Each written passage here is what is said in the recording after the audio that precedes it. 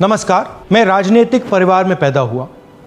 जब मैं छोटा सा था 1980 में प्रियंका और मैं घर में लेई बनाते थे, रात को निकलकर पोस्टर चिपकाते थे। चुनाव समझता हूं। 20 साल से मैं स्वयं चुनाव लड़ रहा हूं। पोलिंग कैसे होती है, पोलिंग बूथ कैसे मैनेज किया जाता है, वोटर लिस्ट, फॉर्म 17, ये सब मैं गहराई से समझता हूं। कुछ समय पहले हमें दाल में काला लगा। चुनाव के नतीजे आते थे, मूड एक तरीके का होता था, रिजल्ट दूसरे तरीके का। मुझे याद है उत्तराखंड में हम चुनाव हारे। बाद में मैंने कैंडिडेट से पूछा कि जहां रोड शो हुआ था वहां जाके देखिए हमें कितने वोट मिले। हजारों लोग आए थे, पोलिंग बूथ में किसी ने वोट नहीं किया। यह असंभव था, यह हो ही नहीं सकता। उसके बाद छत्तीसगढ़ और मध्य प्रदेश के रिजल्ट, हमें लगा कुछ ना कुछ गलत हो रहा है। 2018 में मध्य प्रदेश में चुनाव होता है, हम जीतते हैं। हमारी सरकार चोरी हुई थी। 2023 में चुनाव होता है, मैंने अपने आंखों से भारत जोड़ो यात्रा में देखा, भयंकर एंटी इनकम्बेंसी, और हमें 65 सीट मिलते हैं। इम्पॉसिबल, हो ही नहीं सकता। और फिर महाराष्ट्र में पहली बार हमें सबूत मिला। विधानसभा और लोकसभा के बीच में जादू से नए वोटर आते हैं, और जहां भी इन नए वोटर्स ने वोट किया वहां वोट बीजेपी को गया। महाराष्ट्र चुनाव के बाद जब हमें डाउट हुआ, हमारे गठबंधन के सारे नेताओं ने प्रेस कॉन्फ्रेंस किए और हमने इलेक्शन कमीशन से कहा कि आप हमें वोटर लिस्ट दीजिए, वीडियो रिकॉर्डिंग दीजिए।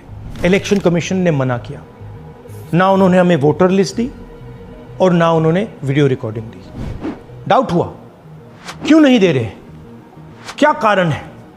तो हमारे दिमाग में सवाल उठा, क्या इलेक्शन कमीशन बीजेपी की मदद कर रहा है?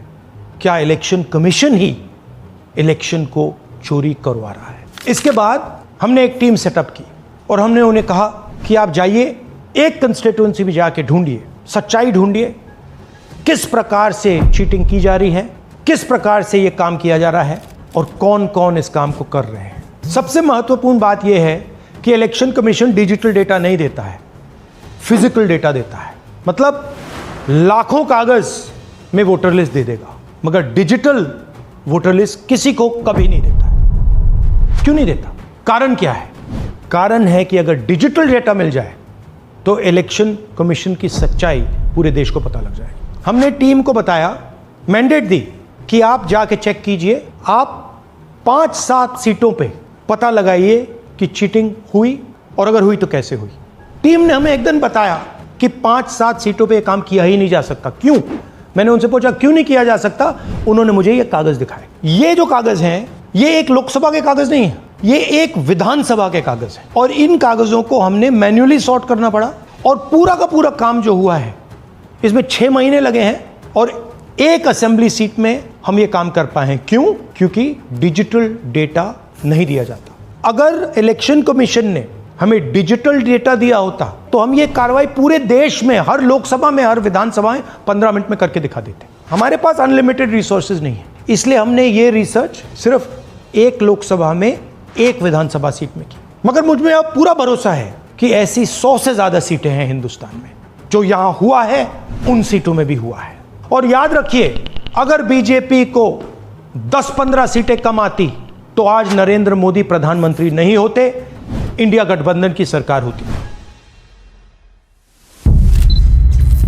जांच ने 5 तरीके की चोरी पकड़ी है।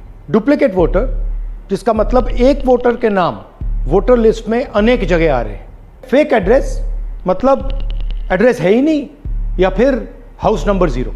Bulk voter in single address, मतलब एक छोटे से घर में 40, 50, 60 लोग रह रहे हैं। इनवैलिड फोटोज, छोटी सी फोटो है या फिर फोटो ही नहीं है, और वो जो छोटी फोटो है वो दिखती भी नहीं है। कौन है, किसका चेहरा है, नहीं पता लग सकता।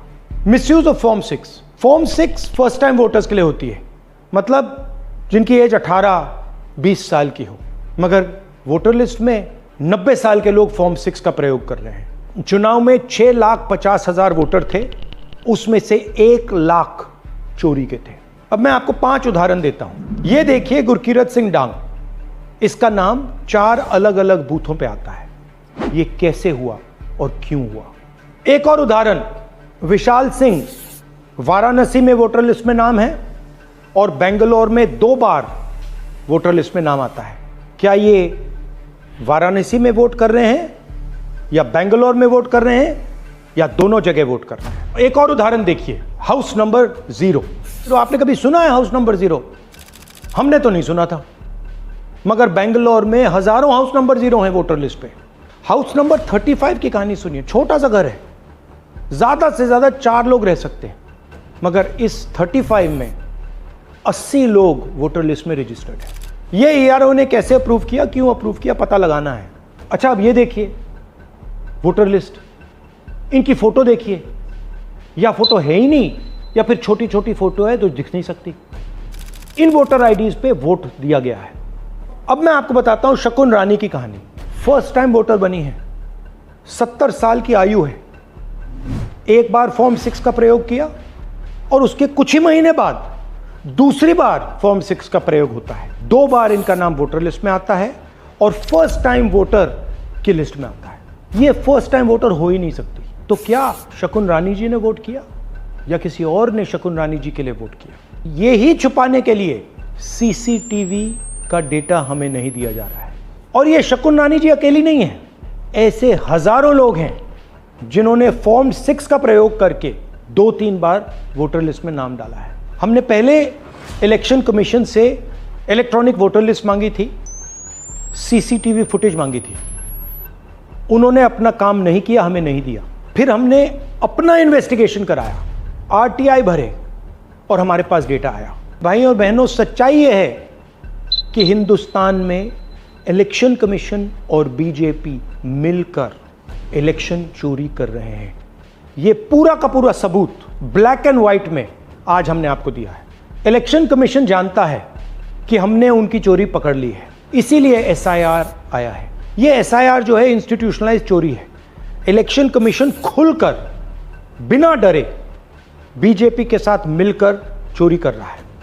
और ये जो एसआईआर है, इसका लक्ष्य गरीबों का जो हक है, उनका वोट जो है, उनसे चोरी करने का है। मैं आपको एक और बात बताना चाहता हूं। इस पूरी इन्वेस्टिगेशन में हमने वोटर एडिशन को देखा है, मगर जितना एडिशन होता है शायद उससे ज्यादा डिलीशन होता है, सब्ट्रैक्शन होता है। तो ये सिर्फ एक मेन तरीका हमने पकड़ा है, दूसरे तरीके पे हमने इन्वेस्टिगेशन की ही नहीं अभी। मैं इलेक्शन कमीशन और इलेक्शन के ऑफिसर्स को साफ कह रहा हूं, आप जो कर रहे हो गलत कर रहे हो, ये ट्रीजन है, देश के खिलाफ है। ये मत भूलिए, टाइम आएगा हम आपको पकड़ेंगे, बचने वाले नहीं हो। It is critical that we expose voter चोरी।